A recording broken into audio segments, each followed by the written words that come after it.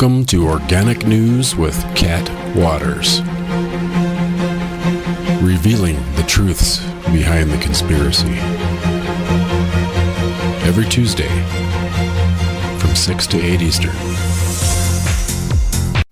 Okay, we are back having, a little bit of technical difficulty, okay, so Scott Baker, Public Banking Institute.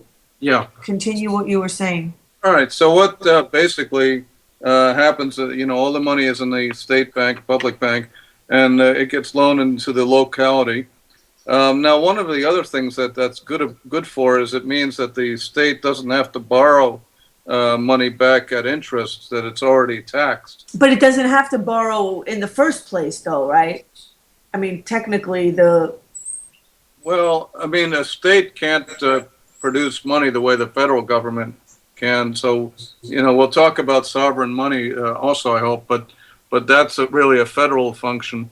So the state has to get its money from taxes, basically.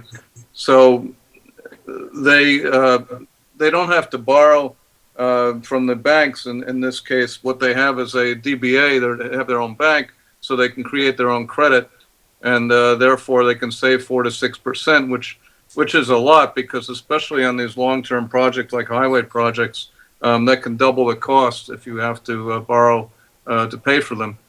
We have something like that in New York with the Tappan Zee Bridge right now, replacement, which basically the cost is doubled because of the long-term nature of it and the fact that we're borrowing money. So that's what the public bank can do for you. Now, a lot of people wonder, well, where does the money come from initially? Now, in North Dakota's case, they raised a bond initially, and then they raised a couple more later on, because remember, it goes back to 1919. But in today's economy, we actually have a source of funds under what's called the Comprehensive Annual Financial Reports. And these are actually tens of thousands of funds nationwide, and they're in all the governments in every city, county, state, whatever. And you can look these up online. And what they are is every agency and every investment, every agency really, and every level of government has these funds.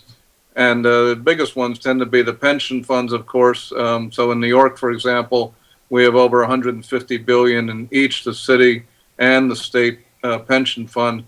So that's 300 billion right there, which returns about 6% a year.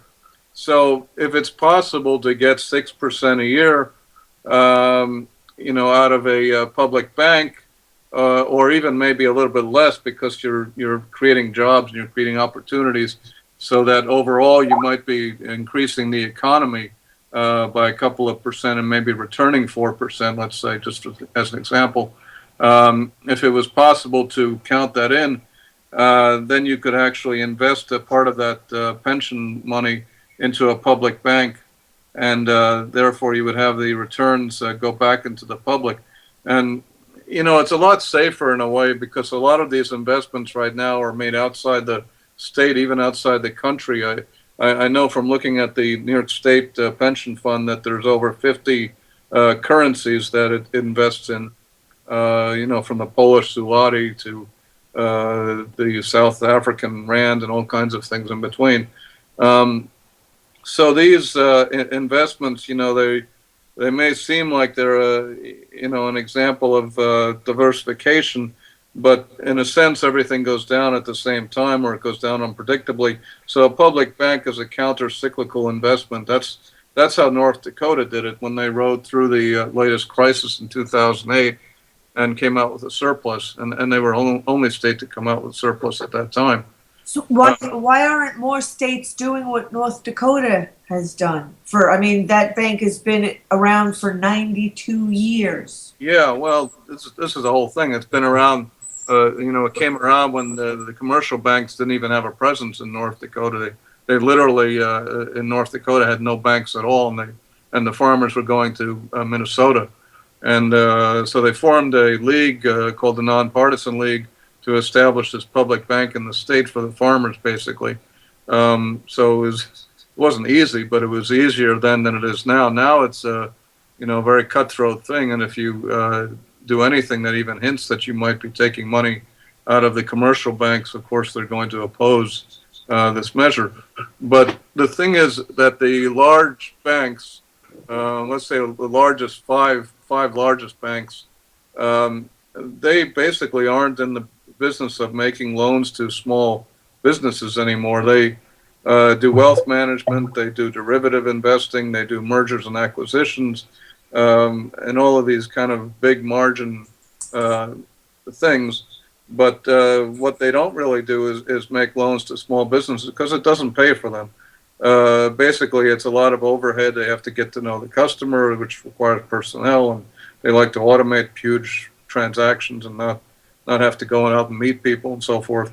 And they don't like to take 15 to 30 year mortgages either. So then what's the point of the average person even having their money in a regular bank, like Bank of America? Well, I mean, the point, and this actually brings up another point, is that, it's safer supposedly than the Bank of Sealy, let's say, which is your mattress. But aside from that, you're not getting any interest, of course, because in this low interest environment, you're actually losing money to inflation. You may be getting, probably getting nothing, but if you get anything at all, it's 0.25% maybe. But the issue you bring up, there's something that's come up now with the Dodd-Frank Act, where there's going to be no more bailouts.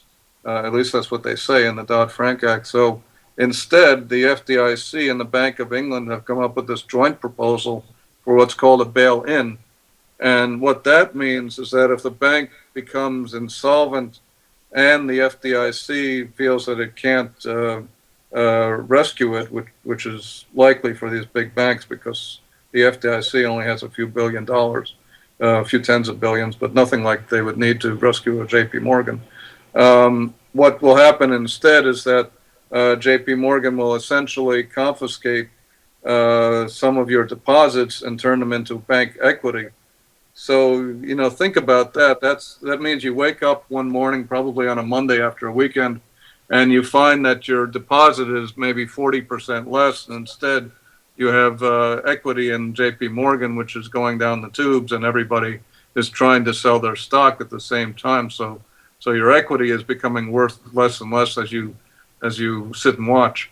And of course, if you're a state and you have a large deposit in that bank, it's even tougher because you have a lot of money to move out, and you may be not able to do that all at once, if at all. And of course, this is what happened in Cyprus. People woke up and found they had 50% less or even 70% less money in the bank than when they went to bed the night before. And there was nothing they could do about it. So one of the advantages of a public bank is it's not subject to the FDIC rules because it's basically it's self-insured because it's a DBA. It's a doing business as the state or city, whatever. So therefore, they're not guaranteed by the FDIC, but they have something better, which is a consistent inflow of taxes. So assuming that the citizenry continues to pay some sort of taxes year after year, the bank will remain solvent, and of course loans can come back in and replenish that as well. So if they manage their money prudently and make a relatively conservative portfolio of loans without a lot of liar's loans and subprime loans, which they wouldn't do because they're keeping them on their books. If they do all this, then actually they can be much safer than a commercial bank at this point. Why was there nothing that the people in Cyprus can do? I mean, they can't, hold the bank accountable and they protested and they petitioned their government and so forth, but the government there, the bank owed money to its creditors, and the government didn't intervene, say as the way Iceland did with IceSave, to say, well, we're just not going to pay it. In this case, the government allowed the bank to basically confiscate some of the deposits in order to pay the creditors and to remain solvent. The money that was in the Bank of Cyprus, I believe that's what it was. It was actually larger than the GDP of the country. So there wasn't any way that the government itself could bail out the bank. Cyprus was one of these offshore havens. I think a lot of Russian oligarchs were depositing there, but other countries too. And so, basically it became bigger than the country itself, and there was no way for the country to rescue it. I mean, like the people who are responsible, like why aren't they the ones that take the loss? Well, I agree with you. I think they should, and unfortunately these amounts are so large. It's not like we can slap a fine on Jamie Dimon and have him pay it, because even as rich as he is, he couldn't pay a fraction of these derivatives contracts if they went belly up. And by the way, J.P. Morgan has about 69 trillion in derivatives contracts and only about 3 trillion in assets. That's not even if a small portion of those derivatives were called in, as we saw with the London whale episode, it was even a tinier portion of a small portion. So even if a small portion of those go south, the bank can't pay because it just doesn't have the assets. I wanted to ask, and kind of make things clear and simple for people maybe that don't understand about derivatives. And, you mentioned before how banks, they don't lend to small businesses and they don't do mortgages and things like that anymore because they don't make a lot of money. So, can you just talk about what derivatives are? And you had mentioned, a math before, and because it just seems quite obvious that the way that they function is that they just make up, their own mathematics that is sure to leave, the people being left holding the debt. Yeah. Well, I mean, these are very complex formulas, and I won't pretend to understand them, but frankly, I don't think anybody does, even the people who write them.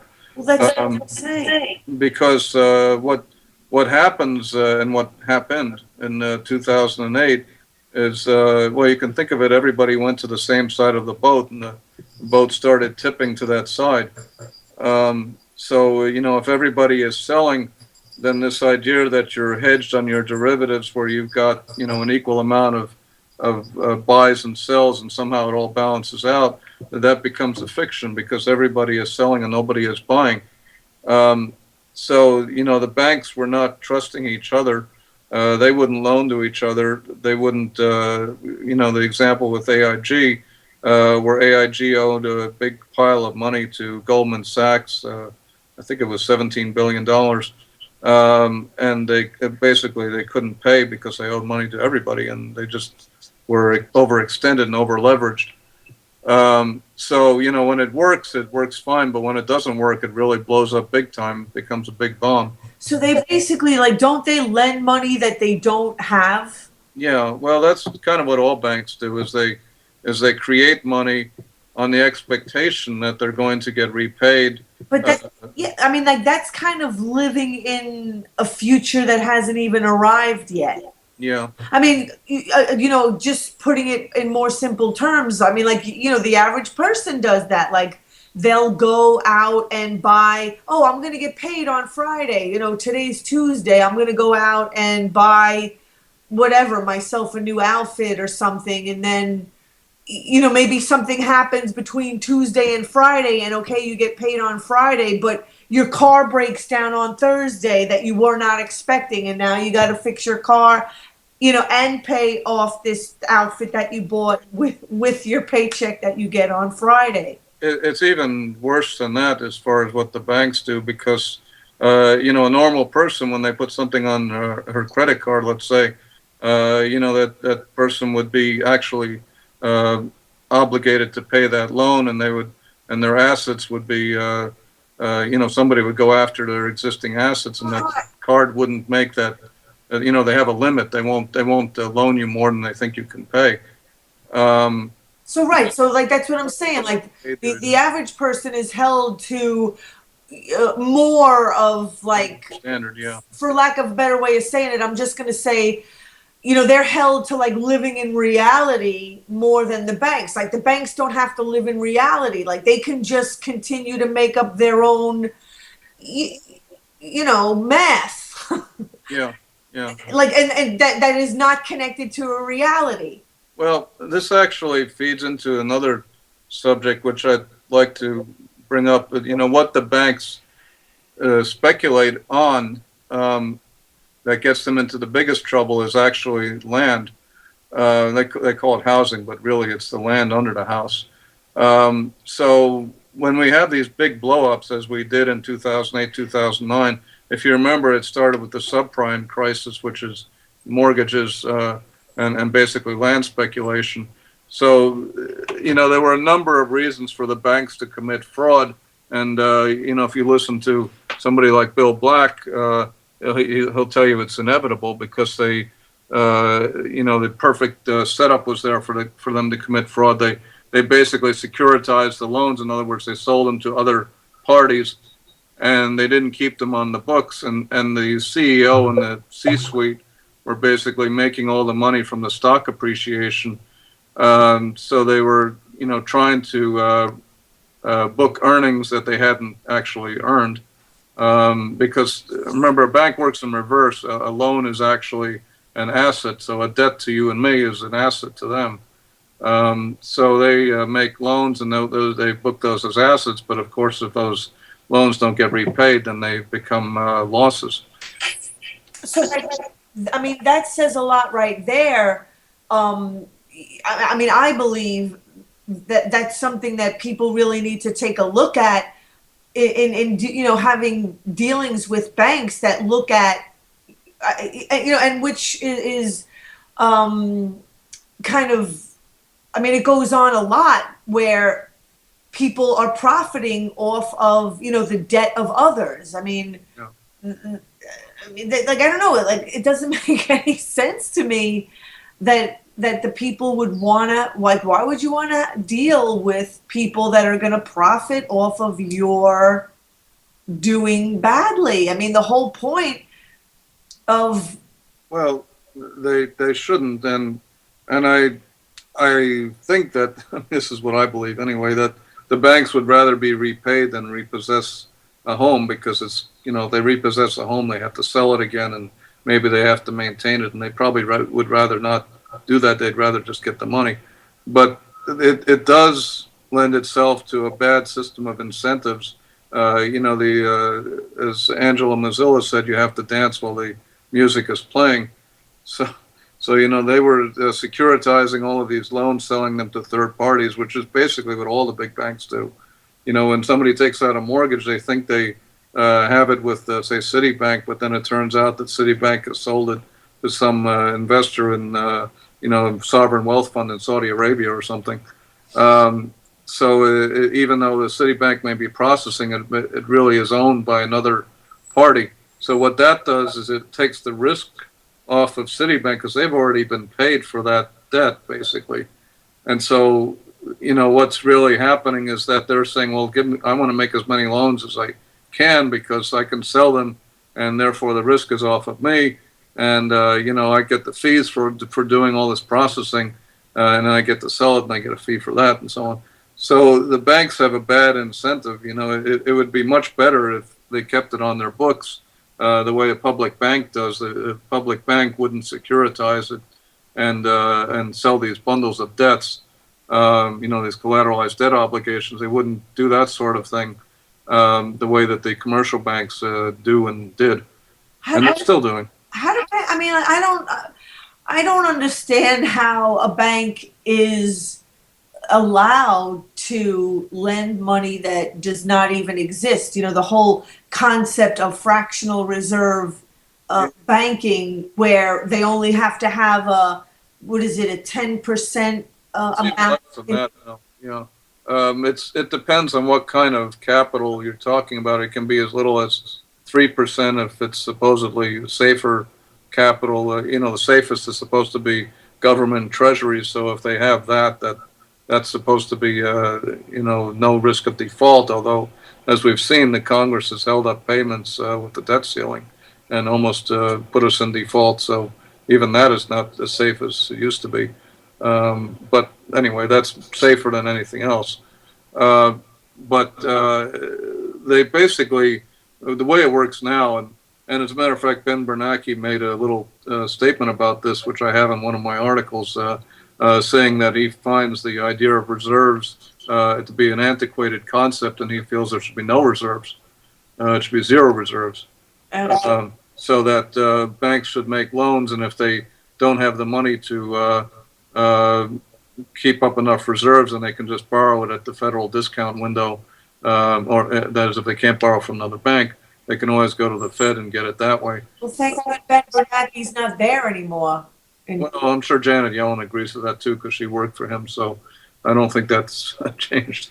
I mean, that just sounds like such a, backwards. I mean, it is a backwards way of doing things. I mean, but they I don't know, they're so used to thinking that way. It goes back hundreds of years, and it goes back to the gold merchants who used to give receipts for the gold they held, and then the receipts became more valuable than the gold itself, and then they overextended the receipts and ran into trouble. But in those days, they really did get punished. Some of them got beheaded if the banks.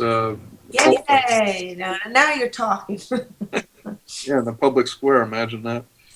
I mean, well, exactly. It's we're getting so diverted. See, that's just it. It's like we've gotten so diverted, and FRNs, the Federal Reserve notes that we use today, which what is it? 90% of money in circulation is digital. 97 is not paper, not coins. So only 3% is the kind of paper money that we think of when we think of money, but the rest is all digital in some way. Exactly. So we're basically just circulating. We're circulating this paper. Well, and what's on the computer, like digital. Yeah. Which is completely diverted away from. I think really what the solution here is that we need something called sovereign money. Yeah. And this would be, if you look at the Constitution and the coinage clause, which is Article 1, Section 8, Clause 5, it gives Congress, and actually only Congress, the power to coin money, in quotes, coin money, close quote. So that was what the founders, after hashing it out for over a year, close to 2 years, as a matter of fact, discussing this in great length and arguing about it, they put this clause in there, which does get, to be used. In fact, President Lincoln first used it in the Civil War, because at that time the banks wanted 24 to 36% interest to fund to pay for the Northern troops. And of course, that would have bankrupted the North, and we would have two countries today. Again, it was the New York banks, of course. But those are usurious rates. So Lincoln turned to his friend Colonel Dick Taylor, and he said, "What can I do?" And Taylor said, "Well, the Constitution basically gives you the power to coin money, so you can basically issue treasuries, which is how he put it, but there would be zero interest paid. In other words, you just issue them and they would become money." So after a couple of false starts, basically that's what happened. And $450 million was issued in 3 series from 1862 to 1863. And that became 40% of the federal budget at that time, because of course that was worth a lot more back then. And then these United States notes continued for 14 series all the way up through 1971. And they were in circulation officially to 1996. And you can actually still buy them, as I have, on eBay for roughly twice their face value. So they actually held their value much better than Federal Reserve notes. You can buy greenbacks on eBay? Yeah. Wow. I've got a couple. I've got one framed in my room. I got another one I carry in my wallet just to prove to people they exist. And you also speak about Dennis Kucinich's bill, HR 2990, as being a larger reform package. Yeah, this is a complete overhaul of the debt money system. It would be basically ending fractional reserve banking, putting the Federal Reserve itself under Treasury, so it would become a true branch of government instead of a basically a separate central bank. And their job would then only be to monitor inflation. Actually, they would have a monetary authority to do that. The Federal Reserve would just sort of check inflation, as I understand it. So Yeah, most people, we've tried, being down at the Fed and handing out some literature right. just to let people know that the Fed is a privately owned bank and it's not a government agency. Yeah, a lot of people are confused about that. Well, I mean, it's not hard to understand why. I mean, right, I mean, they try to throw everybody with the language, with what they name things, Yeah. Well, the president gets to appoint the chairman, and basically six out of the 14 governors, I think, are appointed by the president and approved by the Senate. The other 8 come out of the 12 regional banks, which then devolve into the separate banks that support that. But as we've seen with quantitative easing and the other programs that the Fed has done, they have a lot of leeway, and they basically don't have to ask anybody when they need to or feel they need to create money to save the banking system. But okay, let me just ask, if you could explain what it does when there's more, when they just create this money like out of nothing, and it isn't backed by anything, and it's not in balance with goods and services. Like, what does that do? Well, I mean, the big fear that everybody had initially, because they didn't really understand how this works, was that quantitative easing would be this huge fire hose of money into the economy, and it would produce runaway inflation. But that's not exactly the way it works. What happens is that money goes into bank reserves, and bank reserves are really money that banks loan to each other. So what happens is that money kind of makes it into the asset markets. And as a matter of fact, Ben Bernanke, when he was interviewed by Scott Pelley on 60 Minutes, he said, well, see, I put all this money into the economy, and the stock market has been doing wonderfully. At that time, it about doubled. Now it's almost triple.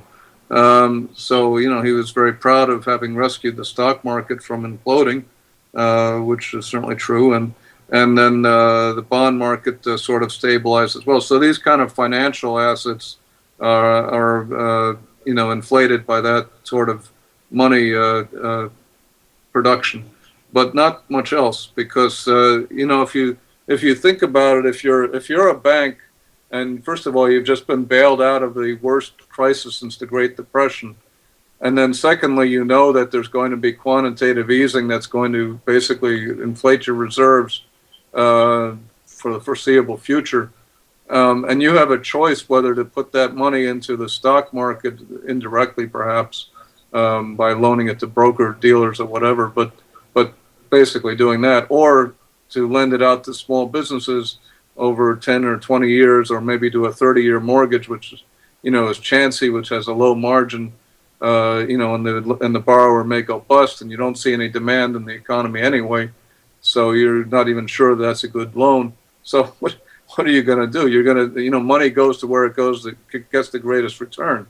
So anybody who has that kind of a choice, whether you don't even have to be particularly dishonest. I think it's just human nature. You're going to put your money where it can get the greatest return, and where, if you don't feel you have a risk, that's just what's going to happen. So the money has not gone into the real economy. So what we, including myself in this, what we greenbackers say, and by greenbackers I mean Lincoln's original United States note had a greenback, so we now call those greenbacks, and so people who promote that are greenbackers.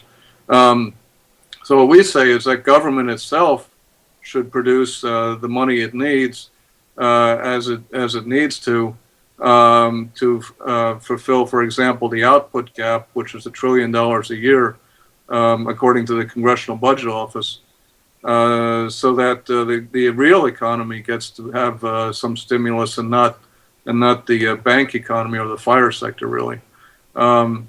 So, we could do that. Now, the CBO says it's been $1 trillion. The economy has been $1 trillion a year short since 2008, so now we're up to $6 trillion that could have been put into the real economy, for example, to build infrastructure, or perhaps, to create public works jobs the way FDR did. So we could do all of these things and not even run up the debt, because it's just money that's created to fill the, basically the hole, because of the money that was sucked out when the banks imploded. So America is not broke, though. It's just being mismanaged. Yeah, right. And they mismanage it, and then they keep asking the people, like, oh, you have to keep making more sacrifices, when the people are the ones getting screwed. Yeah. Well, the banks want, and the rich 1%, they want to keep that gap as wide as Sure they do. Well, that's what I'm saying. I mean, like, the relationship is not working for the average person, so it doesn't pay for the average person to be involved in it. I mean, like, it doesn't make sense to be in a relationship that's just one-sided and one person is benefiting at the expense of the other. I mean, yeah, well, it doesn't make sense, but then again, you need an alternate system, which we don't really have. So greenbacking would be that one of those alternate systems. There are others, but and public banking would be another way of getting the money to the people as well. just quickly talk about Kucinich's HR 2990. Yeah, well, I mean, this would actually reverse everything. Now the banks create money and they lend it to the government, and I don't want to just say the American banks either, because we have foreign powers like China that buy our treasuries and are basically lending us money. As a matter of fact, the Federal Reserve itself only has 18% of our treasuries. The rest of it, 82%, is sold to other institutions, including foreign ones like China and Japan and so forth. So, that's what would happen under 2990 is you would not need that anymore. You wouldn't need a debt-based money system at all. The government would produce as much money as it determines it should be in the economy, based on what this monetary authority says would not be too inflationary. They would obviously have to monitor that well and also not be corrupted. I mean, the government doesn't have to borrow, right, already. And, I mean, they could do this anytime. They could do this tomorrow, and right. They don't need an amendment or anything like that, or even the bill passed. There have been other bills. It was H.R. 1452 from then Congressman Ray LaHood, who was later Transportation Secretary, and that would have created $350 billion out of United States notes, which would have been interest-free, not principal-free, but at least interest-free. So they just take advantage of the fact that the public doesn't know. Yeah. These things are all fought, in the back rooms with the bank lobbyists going to their, I should say their congressman. I'd like to say our congressman. It's really their congressman. So they convince the congressman that if they want to continue getting campaign donations and having support, or at least not opposition, they will do what the banks want them to do. So it's this circle. The banks and the real estate lobby and the whole fire sector basically supports the politicians in their campaigns, and because the people don't have enough money anymore and the unions are getting crushed, that was the other force. Basically, there's no countervailing force to do that. So that takes care of the political part. So that keeps the debt-based money system going, and also the banks themselves going, so that these banks that were too big to fail are now even too bigger to fail, but they're bigger than they used to be. And you also talk about Henry George. Yeah. He was also a greenbacker. Yeah, he was a greenbacker too, although that's not what he's primarily known for. What he observed is that land is basically well, first of all, land is one of the three factors of production, and it's actually the most important one.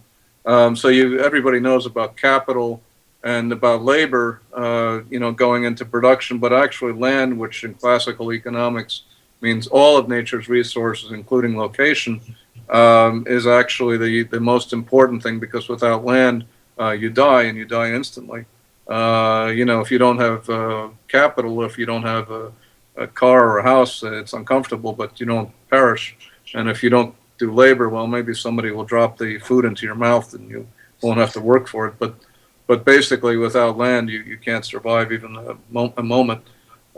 So what he observed is that people who have a monopoly on the land can charge the rent, whatever rent they desire, and if there's no free land elsewhere, which in his day, the late 19th century, was already just about disappeared. If there's no free land anywhere else, people can't go to that free land. They have to pay the rent, and basically whatever is not consumed for subsistence winds up going into the rent. So this is, what really land is such a big economic factor, and this is what the banks basically speculate in, because according to Michael Hudson, 80% of what they loan is on mortgages. So when they do make loans and they're not doing derivatives, they're basically doing mortgages, and then about half of that mortgage is on the land portion, not on the actual house, and maybe more in urban areas, because in urban areas you really your value per square foot is so high. So if we did something like collect the land rent, which rightfully belongs to the commons, then you wouldn't have the speculation, because the wind would be taken out of the sails, basically. Anytime somebody started to speculate, the tax would go up, or rather the rent would go up, and it would go back into the government to be used for the purpose of the people.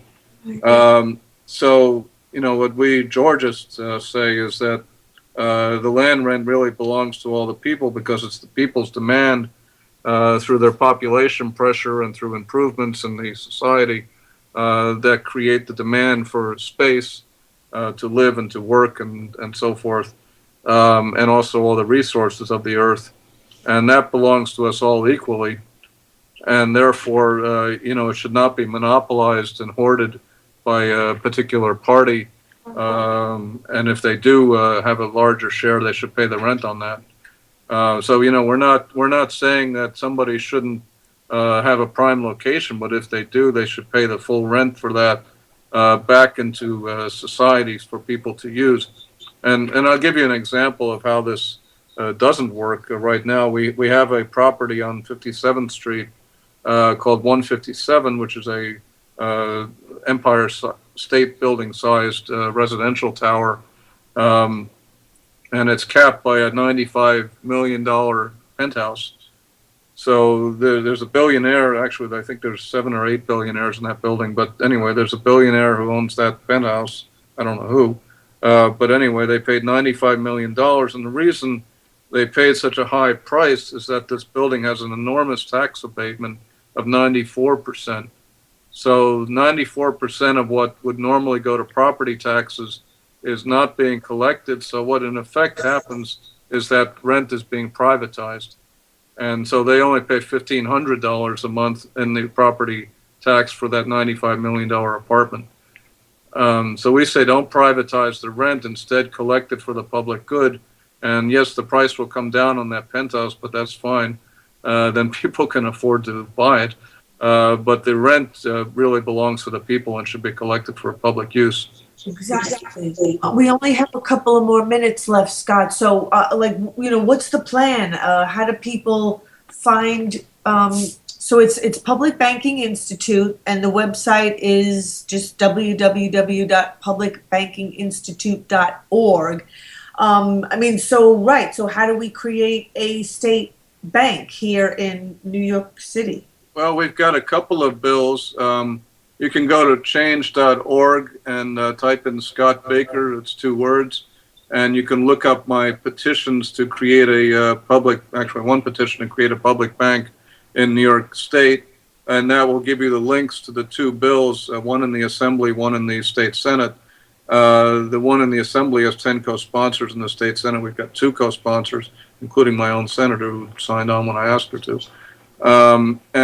Try to get your Assembly member or state senator to become a co-sponsor. We need more of those.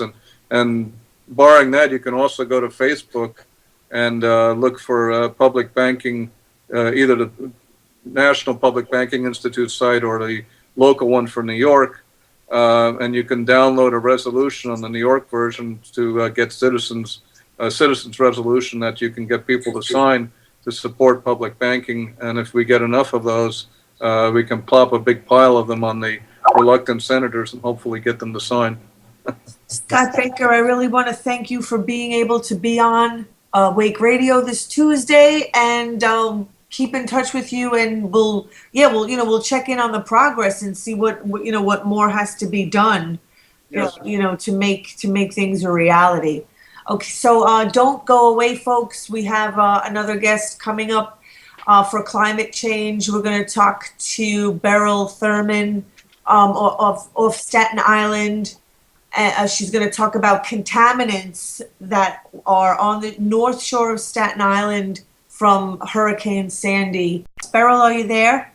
Yes, I am. Oh, great. Thank you. I know it's a little bit last minute. I just heard you speak this morning at the Climate Justice Alliance. The website is ourpowercampaign.org. And you were talking about contaminants on the north shore of Staten Island. Yes, that's correct. So, yeah, what's going on over there? Well, I'm sorry, Catherine. Go ahead. What was your question? Yeah, that's from Hurricane Sandy? No. These contaminants have been on the North Shore of Staten Island for several decades. And the only thing that is, and Staten Island, by being an island, we've had many nor'easters, and we've had Hurricane Irene and then Hurricane Sandy.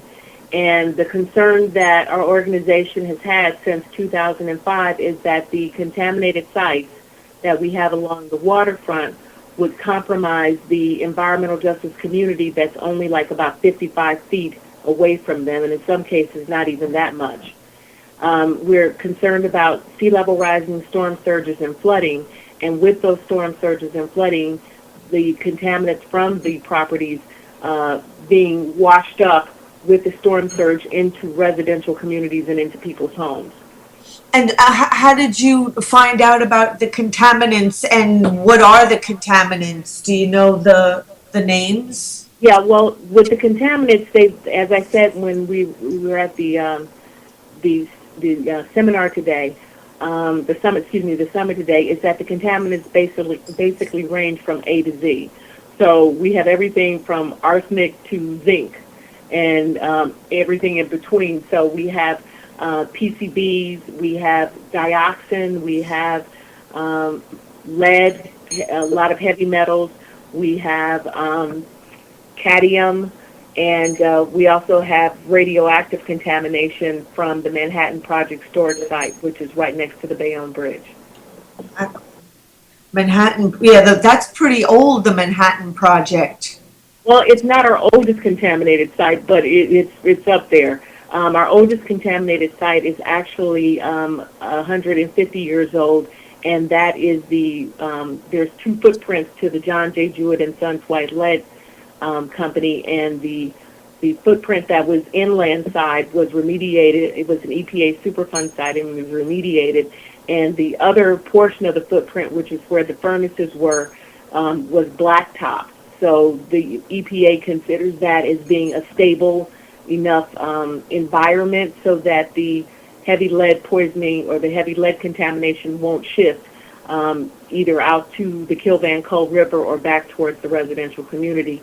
So they're not really pursuing at this point anything else happening with that site, provided that the property owners maintain the blacktop and cement and don't let it crack or open up.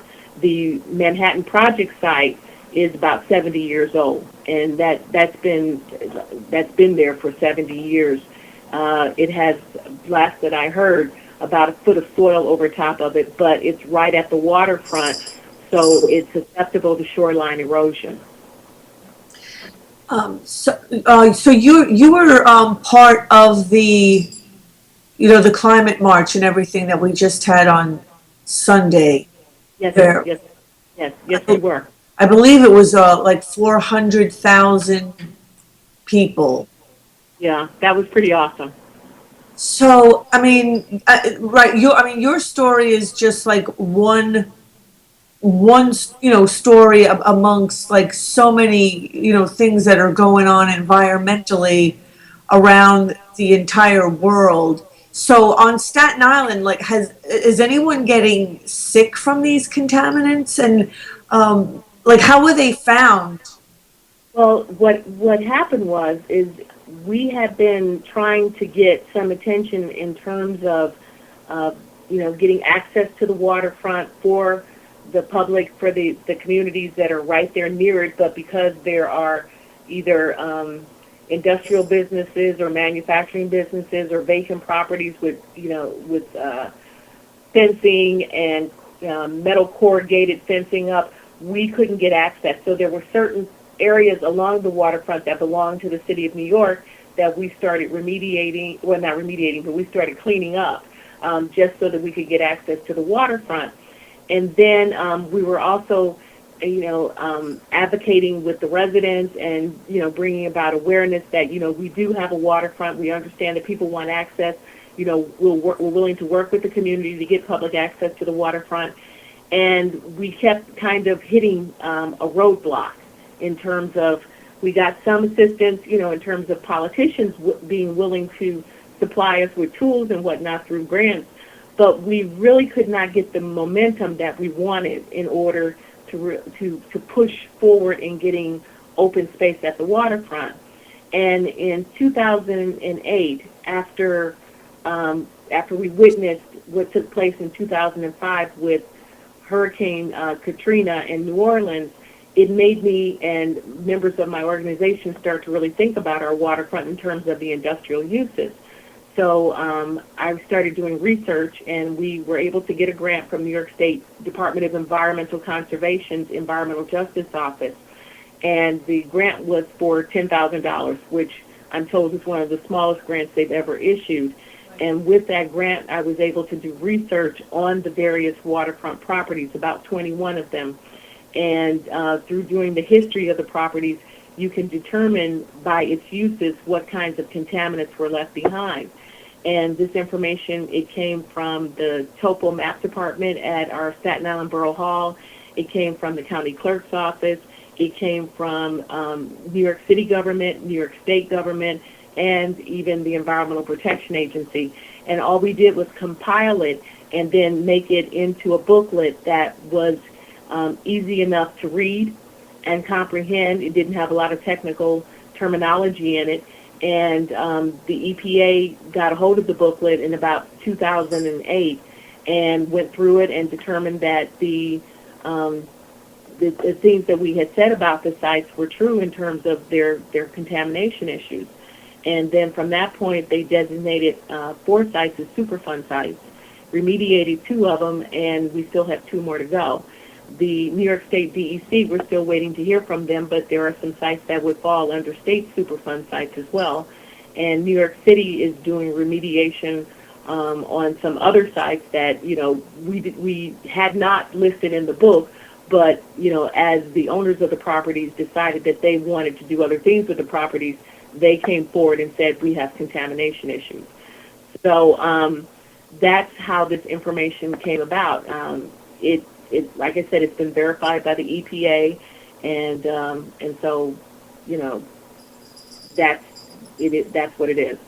I'm just looking at a map of the North Shore of Staten Island, and across the water, in New Jersey, it looks pretty industrial. Oh yeah, it is. It is. Like, On The New Jersey side is Bayonne, New Jersey, and they have a power plant and they have gas and oil tanks on on their side of the waterfront. And the water that separates us is the Kilvan Cove on the North Shore, and then as you go west, then you come into Lower Newark Bay, and Lower Newark Bay is connected to the Passaic River, which is where they have the dioxin from the old Agent Orange that was purposely Yeah. spilled into the water. And then once you make that bend and you start going west, that's the Arthur Kill. We are very concerned about the water quality because our people eat the fish and shellfish from these rivers, and they've been doing it ever since they've been on Staten Island. So we're talking about generations upon generations of people who are eating the fish and shellfish, and that's their way of life, and that's what they've always done. At one point in time, Staten Island was well known for its oysters, and that was like before the turn of the century, and it was the place where people from all over the world would have oysters shipped to them what came from Staten Island because they were so huge and they were so delicious. And then with the Industrial Revolution, it pretty much destroyed that, that type of lifestyle in terms of being able to safely eat the shellfish and the fish from our rivers. So the other thing that we're concerned about is the air quality, and that's because we get air pollution from as far away as Ohio and New Jersey. So between the air pollution, the pollution in our rivers, which our waterways are the nickname for our waterways is Chemical Alley. That's what they call the Kilvan Cove, Lower Newark Bay, and the Arthur Kill, the Maritimers. They refer to it as Chemical Alley because of the contamination levels in the sediment and the pollution in the water. So then, And I'm sorry. I just wanted to ask, what direction, how does the current run that comes, the water that comes between the northern part of Staten Island and Bayonne, New Jersey? Because obviously, the direction that the current is going would determine where all the contaminants are coming from. I kind of think that it kind of runs in both directions, to be perfectly honest. East to west.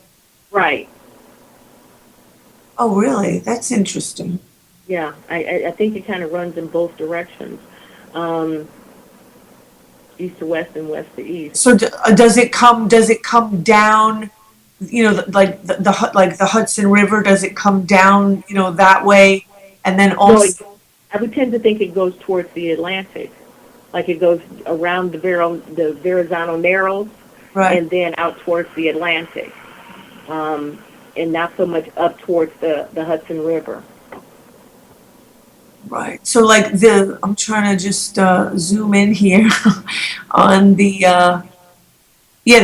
Passaic River that it comes down from the Passaic River then also. Yes, the Passaic, it comes down from the Passaic, some of the water. Yes. And it can also go up towards the Passaic and Newark Bay. And that's all around Newark, the airport is all over there. Right. Elizabeth. So what progress, what's changed since the establishment of your organization started in what year? 2000. Okay, so We began working in 2000 on the North Shore in terms of dealing with the environmental justice issues and trying to get waterfront access. And then in 2003, we were incorporated, and we have a 501c3 also in 2003. So we're a not-for-profit with 501c3 charitable status.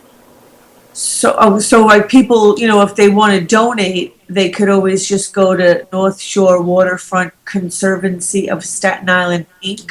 So Yep. it would be NSWCSI.org.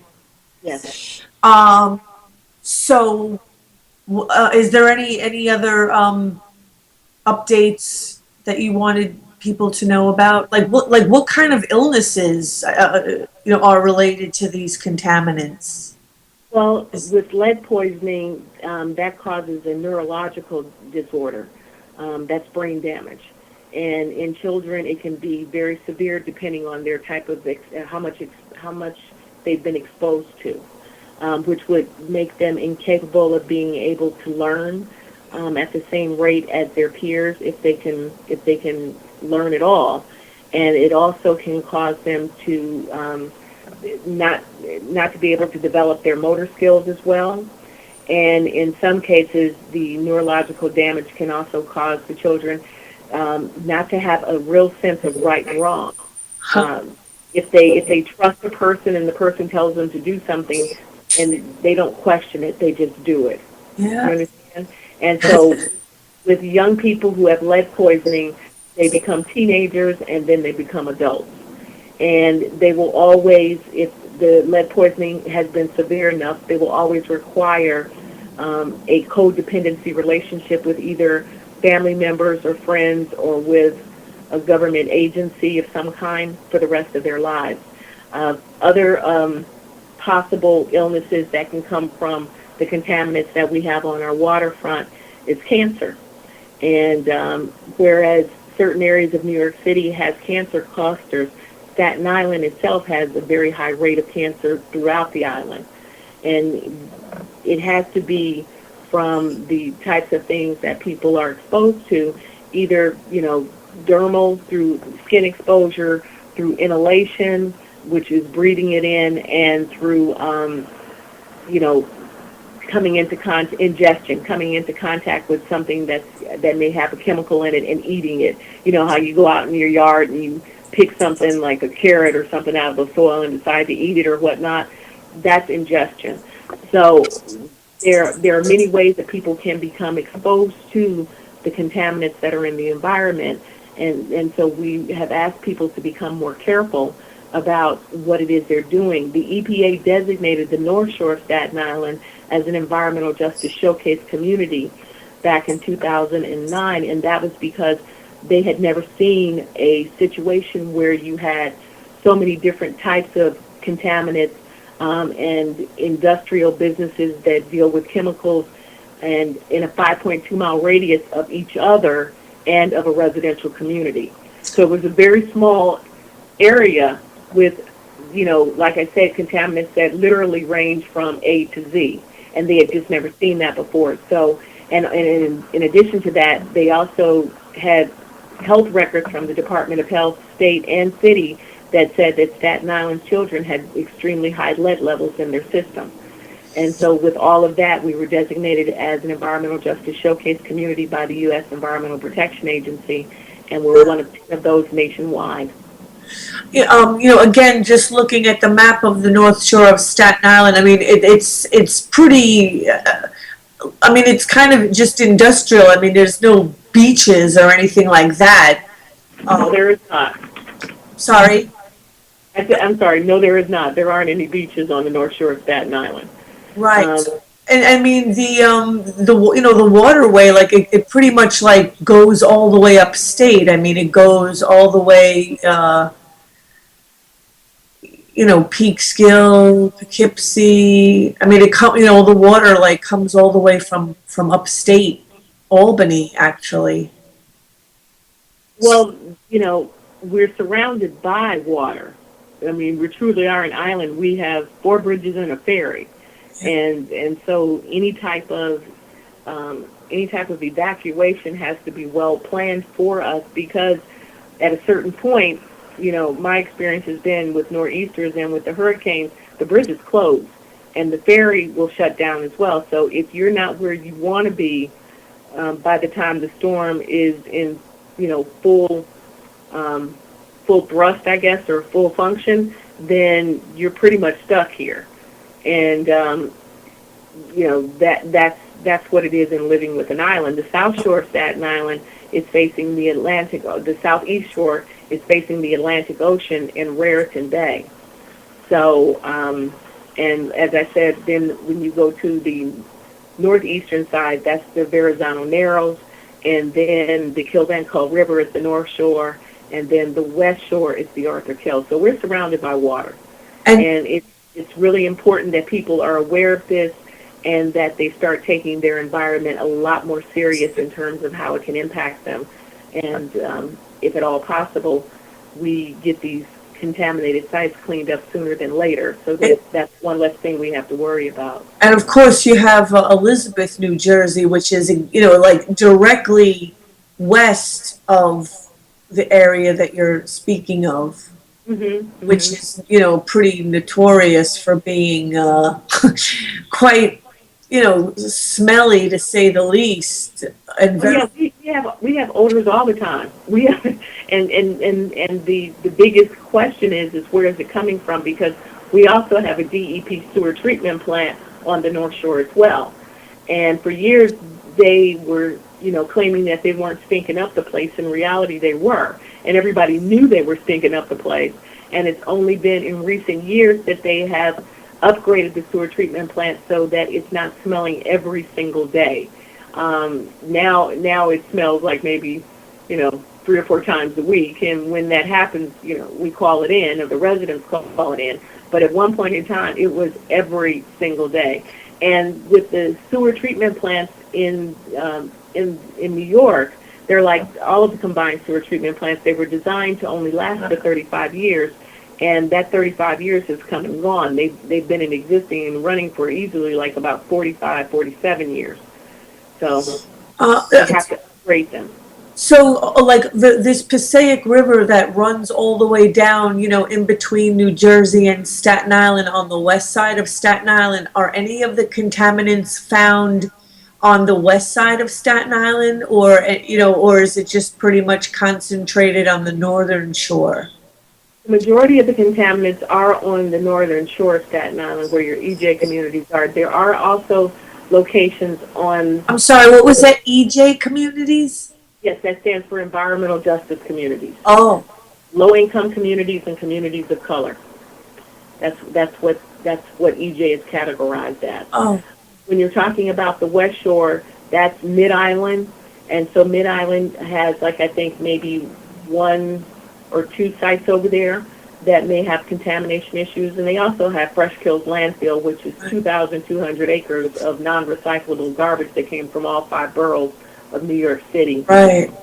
45 years.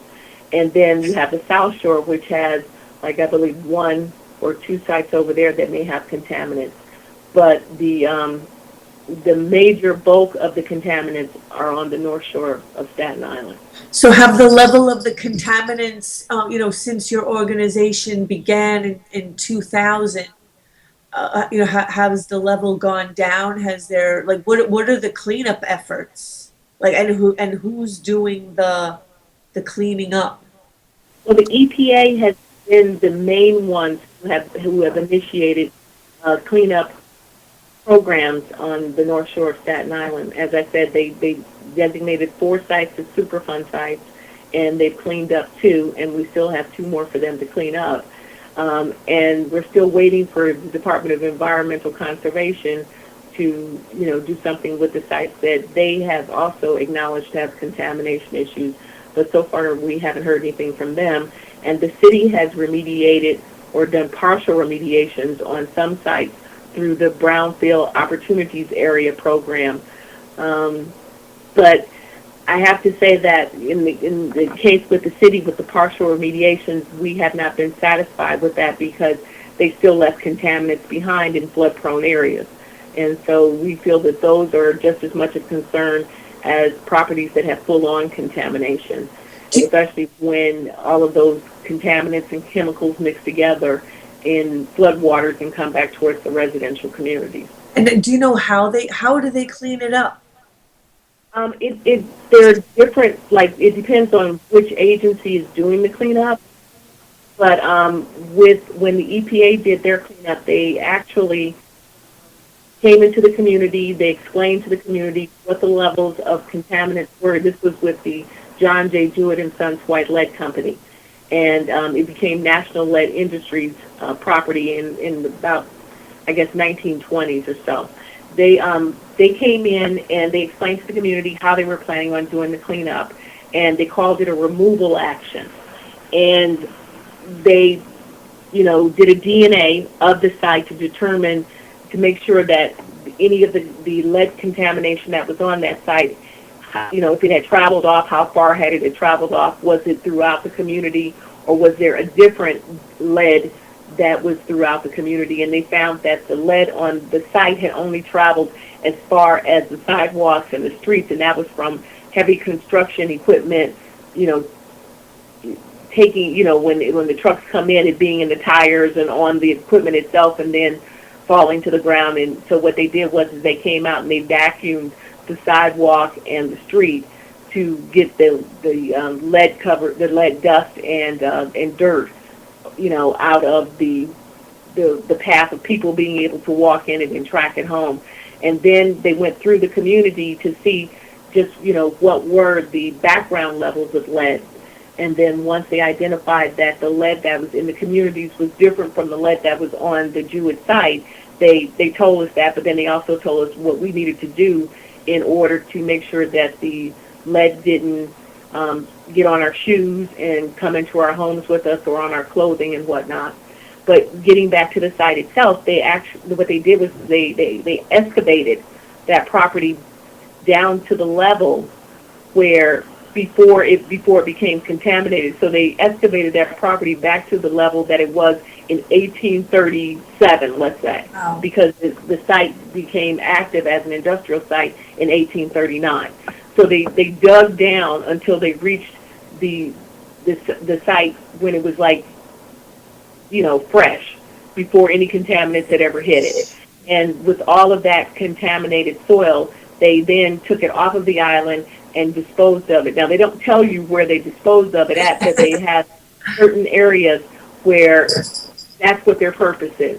They put the contaminated soil there, and it's sealed away, and people can't have access to it. Could I just, for the last couple of minutes that we have left, can you just talk about the oysters? Because I had no idea that Staten Island was famous for its delicious oysters. Isn't that funny? Right. There were oystermen, and there were fishermen. And on the North Shore, the North Shore was called the Gold Coast back in the day, and it was called the Gold Coast for several reasons. But there were resorts and mansions along the North Shore of Staten Island, and the mansions of the day were owned by the captains who owned the fleets, the oyster fleets and the fishing fleets. And on the South Shore, that's where they would go and they would harvest the oysters. There was also there's also an area on the South Shore that's called Sandy Ground, and that's where freed black people lived, and they were oystermen. And then when they could no longer harvest the oysters, the soil was sandy, so they started growing strawberries there. But during the time that when Staten Island, so you got to figure from like the 1700s, 1800s, up until like probably the early 1900s. That's when it stopped, was like in the early 1900s, because at that point the waters were just too polluted and the oysters were poisonous, and so they could no longer sell them. But it was a thriving industry. The oyster and shellfish and fishing industry was a thriving, money-making industry here on Staten Island for at least a couple of decades and a half, a decade and a half or so. I mean, that should have been a sign to them then that there was something not right. I mean, why didn't they start doing something to clean things up for the oyster industry? Well, back then it's always been about money. And when you have and back in those days, they really didn't think about the environment in terms of the environment itself having limitations. That wasn't a thought. The EPA didn't come around until it didn't even exist until the 1970s, and I believe that was the mid 1970s. There was no Environmental Protection Agency in the 1700s or 1800s. Or the 1900s for that matter. it didn't happen until, well, it did happen in the 1900s, but it was 1975 or 76 or something, because Richard Nixon was the president who actually established the Environmental Protection Agency, and they had a lot to catch up on. They really did, because just like Staten Island's waters were polluted, so were the waters of Cleveland, Ohio. I mean, I grew up in Cleveland, and I grew up hearing stories of the Cuyahoga River catching fire because of the pollution that was in it. And it was almost like a bad joke. It was like, what two things caught fire? And it was the Cuyahoga River and our mayor's toupee at his birthday party. And it's all the things that make a community or a city feel bad about itself. But it took Richard Nixon to establish the EPA in order for there to be a Clean Water Act to come about. So it's just, my thing is I don't believe that any business, industry, or manufacturer should contaminate or pollute something if they don't have the means, meaning the money, or the technology and science to clean it up. Right. And so what we're dealing with now are legacy contaminants, because when these properties were contaminated, they neither the businesses that owned them didn't have either the money, or they didn't have the science and technology, or they didn't have the inclination, the desire to clean them up. Right. And then everyone that followed them did the same exact thing, right, in terms of adding to those contaminants and then leaving them. Exactly. And it has been a process in educating our government agencies, our people, and our elected officials about this, so that there is any kind of movement in getting these sites cleaned up. BERYL Thurman, I want to thank you for being with us on Organic News here on Awake Radio, and just say your website for the people listening. Okay, Catherine. It's www.n as in Nancy, S as in Sam, W as in William, C as in Charlie, S as in Sam, I as in Isaac, .org. nswcsi.org. Thank you very much, and I would love to hear updates in the future, and I hope you can join us again. Thank you, Catherine, and I hope, bye-bye. Like, we're so behind with the news and our actions. I just like to keep getting to the good stuff, so I'm just going to play my interview with Tony Buonotempo from Occupy Wall Street, who was at a flood. He's going to talk about a Flood Wall Street event from yesterday, and I just interviewed him, at 3 p.m. today, just a couple of hours before the show started. So here's Tony. He's got some good information. Okay, so now we are going to speak with Tony of Occupy Wall Street. This is a pre-recorded interview. It's only recorded just 2 hours prior to showtime, because he's going to be busy at the time of the show. So you, Tony, were at the Flood Wall Street event yesterday that was put on to coincide with the climate convergence that's happening at the UN today. Yeah, that's correct. I was there. So why do you occupy, and why were you at, and just tell us about the Flood Wall Street event that took place yesterday. Well, Flood Wall Street is a reaction to the inaction by Congress on the whole global climate warming issue. Recently, a friend of mine sent me a clip from the Daily Show, and it had to do with little sections from the House Science Committees interviewing the scientists regarding global warming. And when you listen to the questions that especially Republican conservative House members were asking of these scientists, the inane level of questioning, it wasn't funny after a while. It became very disturbing. When they have pushed politics in this country to such an extent that the entire scientific review process that occurs in Congress is an absolute joke, That's why people were there yesterday, and that's why a serious group was risking arrest to bring further light on how dangerous the situation is. With the inaction by the legislative branch in government, you've taken a critical situation over the last 30 years, and it's become catastrophic. We're way over 400 parts per million. We're so far away from where we need to be right now regarding long-term safety with global climate change that it's mind-blowing. It's not funny at all. It's become crazy. And the people yesterday willing to risk arrest are taking that kind of stand because of the complete inaction by the government. They've allowed this situation to manifest, and it's become unbelievable. It's incredible. It's happened what has happened, and it revolves around an ideology and a belief in a certain economic system, which is clearly failing everyone. And people have to take to the streets, and we need to have more of this around the country and around the world on a regular basis. The climate march on Sunday, the big attention getter was, it's good. Those things happen, and people who usually don't participate in political activity, I'm sure a significant portion of that crowd that I saw, that was their first demonstration, and for many, possibly even their last. But overall, that was more of a PR stunt, it seems to me, to the politicians to make it look as though they actually were doing something. With Flood Wall Street, you saw the people out there attempting to force them to do something.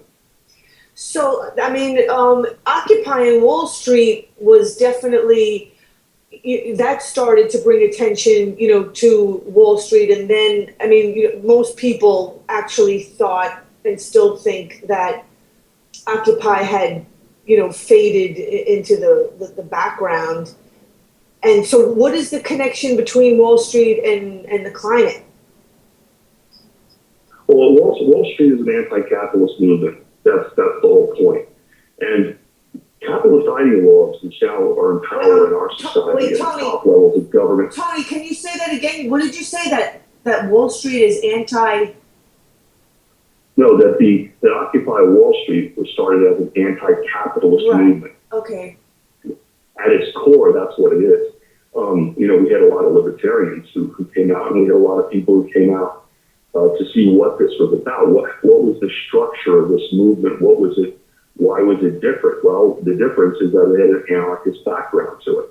And we haven't had a major anarchist movement in the United States in, 100 years. You're going back to the pre-World War II era.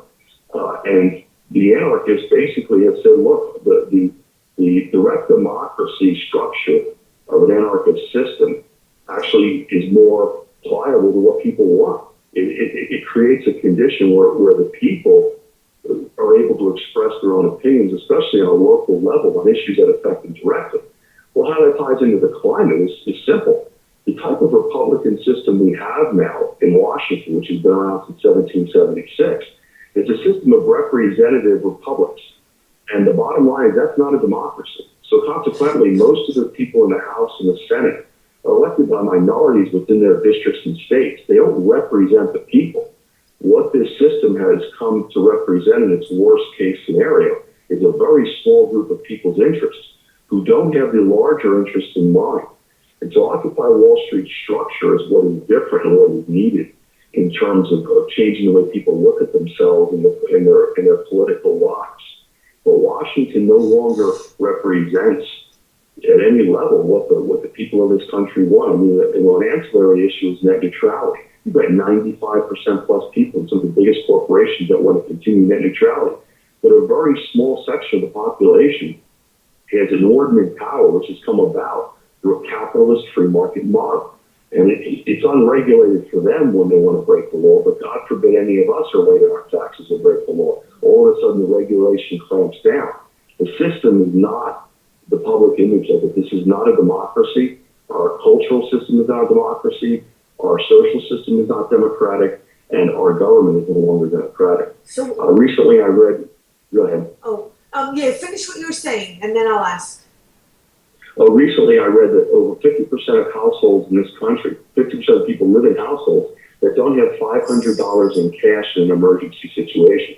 Well, if you don't got $500 in cash for an emergency situation, right there, 50% of the people have been eliminated from any thought of running for Congress. because you have to register for these offices, and they cost a significant amount of money. Consequently, the people that are able to afford to even register to run, much less get selected at the local party level, and even have a possibility of being able to compete on an even and fair battlefield regarding advertising. You cut the population who can run for office in such a small sliver, and that's the population that are the shareholders and the stockholders in these corporations that are making decisions that don't benefit the majority of us.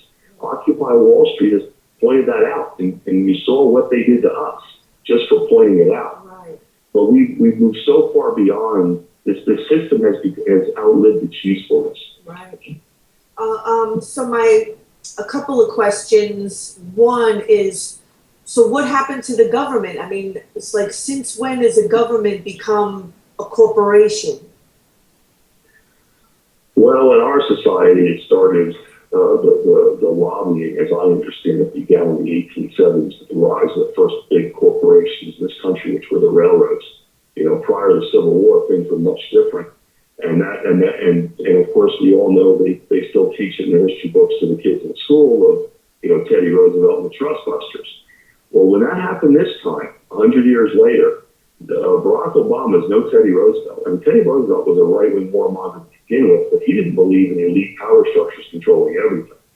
Obama and since Clinton, the Democrats have completely capitulated. And as a consequence, there's no balance. There was a small period of democracy in this country due to the wealth that poured into this nation after the Second World War. Large number of working class people that moved up to the middle class were able to participate politically and educate their families and their kids to go to college and the whole nine yards, which was moving towards a more democratic society. That stopped under Reagan when I was a kid. I remember my next door neighbor who was an officer in the Air Force. I remember his wife crying when Reagan became elected because she said it's over. Their guys just so crazy, and that she was concerned that her husband would be killed in battle and that type of thing. But I remember how upset working people were when Reagan came to office, those who were in the know.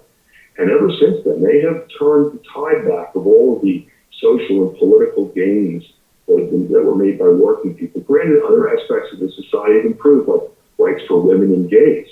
But basically what's happened is they just changed the sexual preference to gender and the ethnic background of the people in charge. But regarding the class relations or economic, nothing's changed. It's gotten worse. The working people, I remember men working for my father's garbage business in the 1970s, guys who worked 6 hours a day, 5-6 days a week. They owned their own homes, their kids went to college, and they all had brand new cars every year. Right. And they were making $10 an hour. And only one Today, person, and only one person had to work.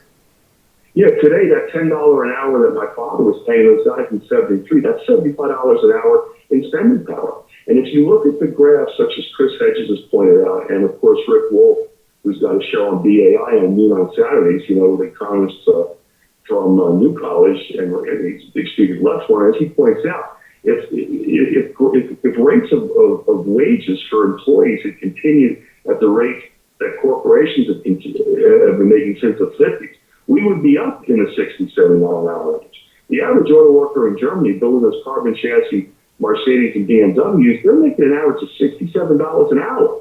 And what the capitalists in this country tell us is if guys like me go and get that job, my uncle Mike used to work over at High Roller Bearing, he was a union worker. They're saying if they pay guys like me $67, they're not going to be competitive.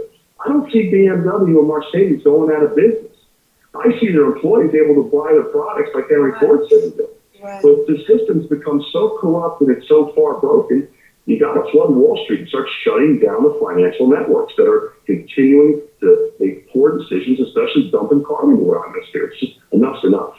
So I wanted to also ask you about, if you don't mind, talking about the topics that we were talking about on Wednesday at the Occupy anniversary at Zuccotti Park about Wall Street and how you would never want to work there. I mean, it's really time for young people. You look at the top universities, at least what they call the top universities. It's usually that means the ones that charge the most tuition.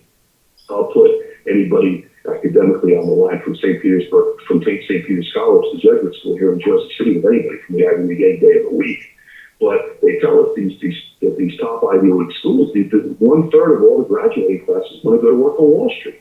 You know, assuming these people are that good, and that's what they tell us, they got high test scores, they're allegedly doing really well, academically and intellectually, you know, these people need to stop going onto the street. I have family members who worked in this business, and I was offered money to go back and work in this. I'd never go back and work in a business like that. I don't know how people who really understand what's going on can sit back and use their time and their talents to literally destroy our economy and our environment and the long-term sustainability of our society. And it's time for young people to stop hooking up with these people and start starting their own small businesses, especially businesses regarding alternative energy forms and energy systems, how to distribute. It's time to get into your city councils and start taking over these local governments, setting up community banks which benefit the local taxpayers, property owners, so we can start building local alternative industries. What's happening right now is Washington's interfering with that through the financial system. With the new Trans-Pacific Partnership, the latest and long-lived disastrous anti-working class, anti-middle class trade agreement that's about to come down. There are rumors, and these are all rumors from WikiLeaks, because they don't release the transcripts until they vote on it. You know, that's it. These are big agreements. But according to some of the leaks, they may be shutting down eventually community and local savings and loans. That means you have to do business with these big commercial banks. It's like they created, you know, a system like existed in the Soviet Union. One single bank, you either deal with them or you don't deal. And that's what they want to do. They want to stop all aspects of free markets except where the freedom is in the market for corporations to do what they want to. And young people need to stop going to work for these corporations. We need to bleed them dry intellectually. We need to make them into prize. You saw in the Guardian article yesterday, there was an article about some jackass, idiot stockbroker only worried about making money. He's an example. He's on that street there because he's connected, he's got the degrees, he's a moron, and he has no long-term vision. But, and that's the type of sociopaths they're educating and putting in these jobs. We got to shut these places down. the ones, I mean, of course, you know, people, you know, want money, but for someone to just say that they want a job, you know, doing just only making money, I mean, if that is their only focus, I mean, my question is, I mean, when someone wants to make money, it's like, you know, how do you want to make money? I mean, you know, you want to be an artist, or you want to be, I mean, there should be something in between. Like, how do you make money? I mean, if someone just wants to make money, I mean, what does that say about them? I mean, that says that they're going to just do it and do whatever they can to make money, and that they're not worrying about providing any kind of a fair service, and that they're just looking to rob people. When I was young, my stepfather was a German toolmaker. His business partner, believe it or not, whether from the Italian side of my family, was my cousin Frank Viola. And I once made the mistake of referring to Frank, my stepfather, as capitalist. And Frank snapped me back to attention. He said, "We are not capitalists, we are businessmen." He said, "At the end of the year, if our profits," and this eventually became a pretty big tool and die company, are over 3%, all that money goes back to you guys in the form of Christmas bonuses, improvements to the shop, and we can reduce them prices for our clients for the next year.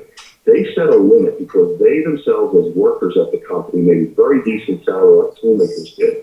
And then at the end of the year, because they were honest, they got a little bit bigger cut. But we're not talking here 6, 7, 8 times, 10 times the cut of the work.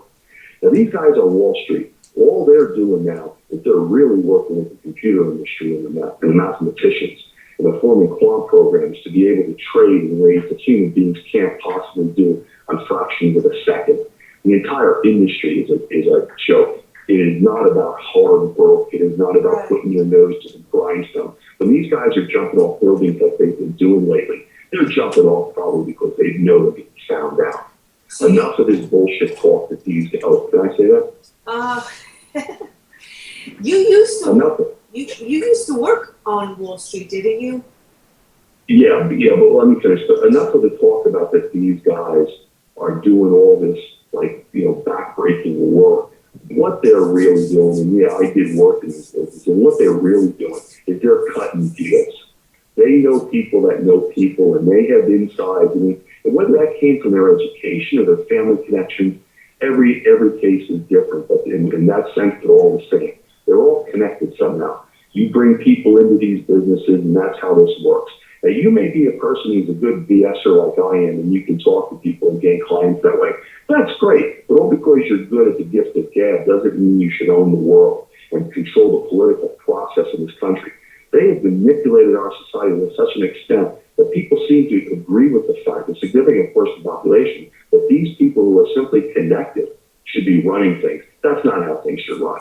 The way things run is people who produce goods and services, and the people who work to move those services through our economy, those are the people who should be making the money, the people who get up every day to go to work. And those people should also be in charge of the creation of managerial policies of these countries, of these companies, and that should come about through co-ops. Because when you work in this business, you see there's nobody in this business who's been there any length of time that doesn't see how corrupt it is. Right. It's fundamentally corrupt. That's how this works. I mean, when I was working in the insurance portion of the business, when I would do my own research in my office and figure out how policies work and how these people don't pay, I would actually get in trouble with trying to explain to the clients what the mistakes the client could make to lose the policy and lose the money. That was not looked upon favorably because I was trying to help these people out and follow the law. They would actually get pissed off at me for doing stuff like that. Even though people like me wanted to do business with me, they didn't care.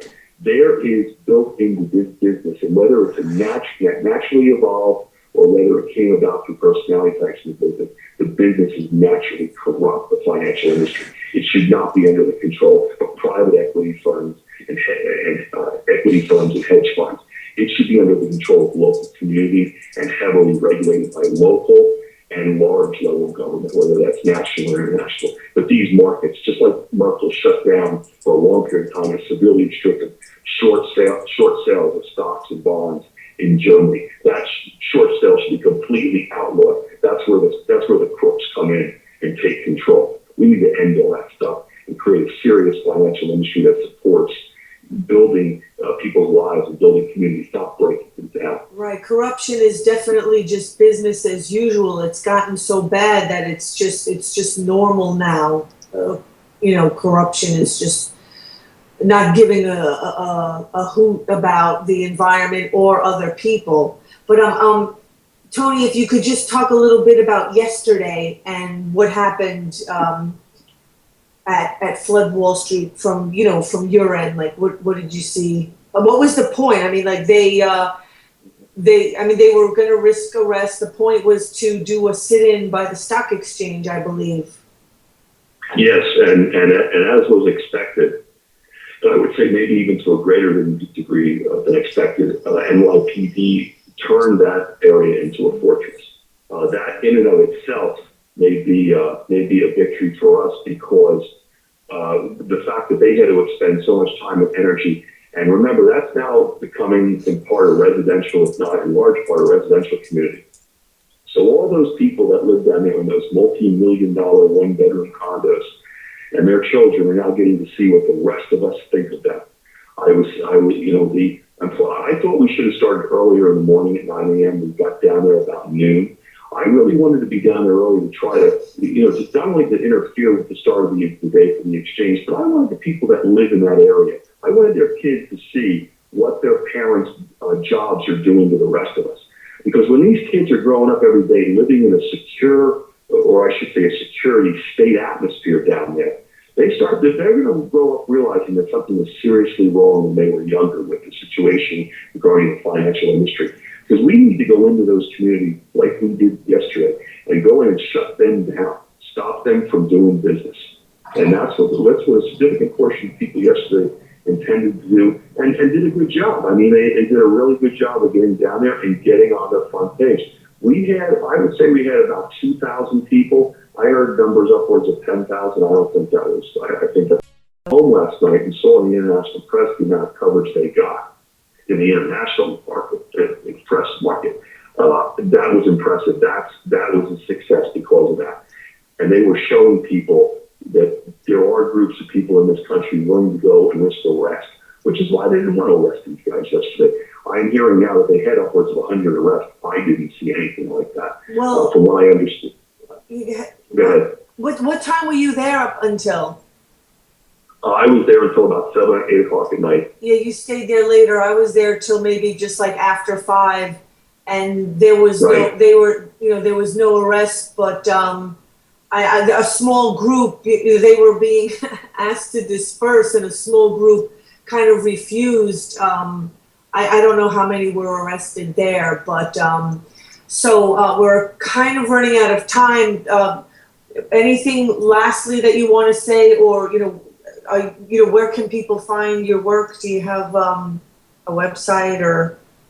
No, nothing like that. No, I'm just out and about. I'm still meeting with many of the Occupy groups that are still out there on a weekly basis. Occupy, of course, has branched out and met up with a lot of other areas, a lot of other political groups. We have groups, about in the Fed.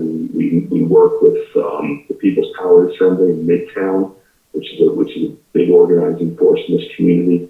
And we hook up with other district groups. We're helping us uptown. Kenny's Bakery up there, in this section has been discriminated against Latino women. There's been sexual harassment, stealing of wages. So Occupy Wall Street is still out there. We're still doing a lot of stuff, and we are branched out in many groups trying to keep the momentum together and the cohesion. The economy for labor in this city and around the country is continuing to tank. It's not going to get any better for those of us that work for a living. So the way I look at it is, if I don't have work that day, then I'm going to go out and protest. So if they want to shut me up, they need to put me to work.